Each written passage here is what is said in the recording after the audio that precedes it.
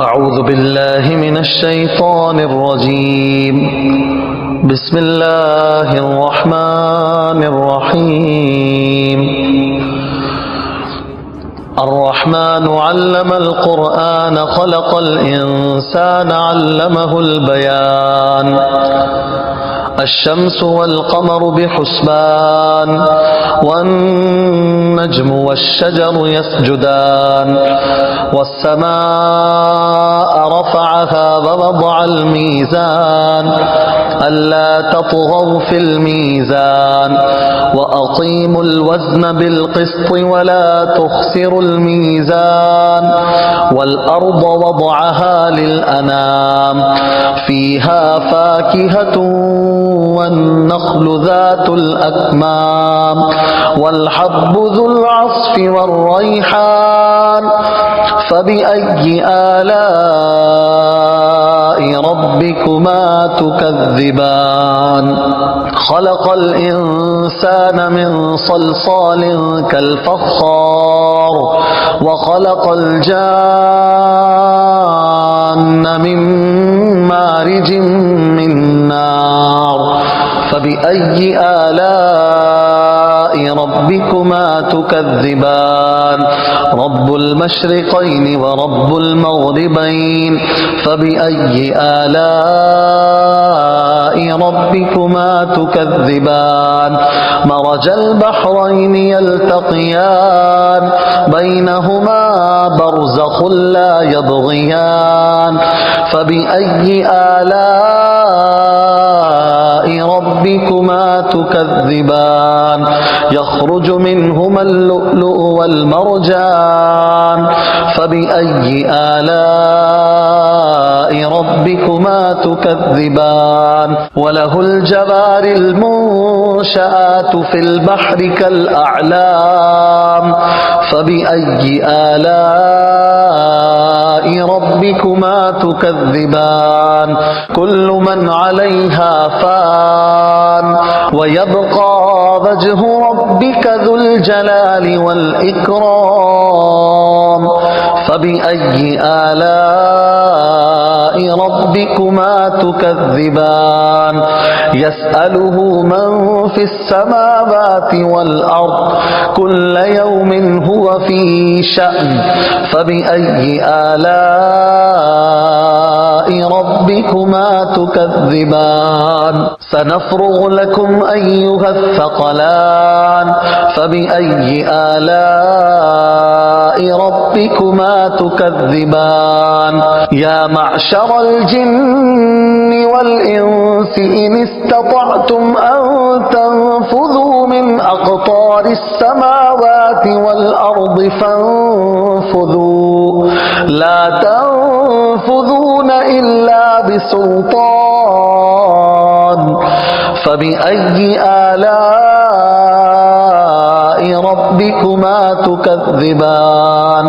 يرسل عليكما شواظ من نار ونحاس فلا تنتصران فبأي آلاء ربكما تكذبان.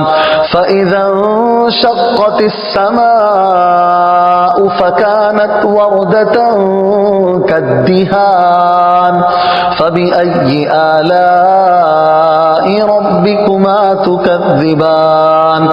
فيومئذ لا يسأل عن ذنبه إنس ولا جان فبأي آلاء ربكما تكذبان. يعرف المجرمون بسيماهم فيؤخذ بالنواصي والأقدام فبأي آلاء ربكما تكذبان. هذه جهنم التي يكذب بها المجرمون يطوفون بينها وبين حميم آن فبأي آلاء ربكما تكذبان. ولمن خاف مقام ربه جنتان فبأي آلاء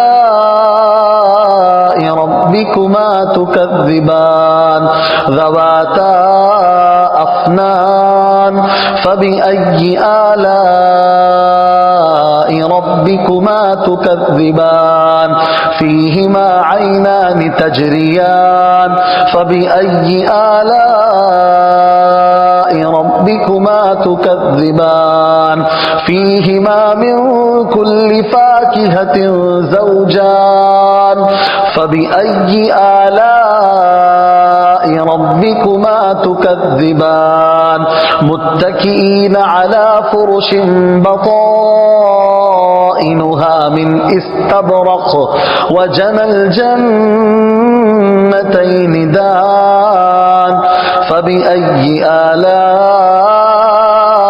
ربكما تكذبان فيهن قاصرات الطرف لم يطمثهن إنس قبلهم ولا جان فبأي آلاء ربكما تكذبان كأنهن الياقوت والمرجان فبأي آلاء ربكما تكذبان هل جزاء الإحسان إلا الإحسان فبأي آلاء ربكما تكذبان ومن دونهما جنتان فبأي آلاء ربكما تكذبان مدهامتان فبأي آلاء ربكما تكذبان فيهما عينان نضاختان فبأي آلاء ربكما تكذبان فيهما فاكهة ونخل ورمان فبأي آلاء ربكما تكذبان فيهن خيرات حسان فبأي آلاء ربكما تكذبان حور مقصورات في الخيام فبأي آلاء ربكما تكذبان لم يطمثهن إنس قبلهم ولا جان فبأي آلاء ربكما تكذبان متكئين على رفرف خضر وعبقري حسان فبأي آلاء ربكما تكذبان تبارك اسم ربك ذي الجلال والإكرام صدق الله العظيم.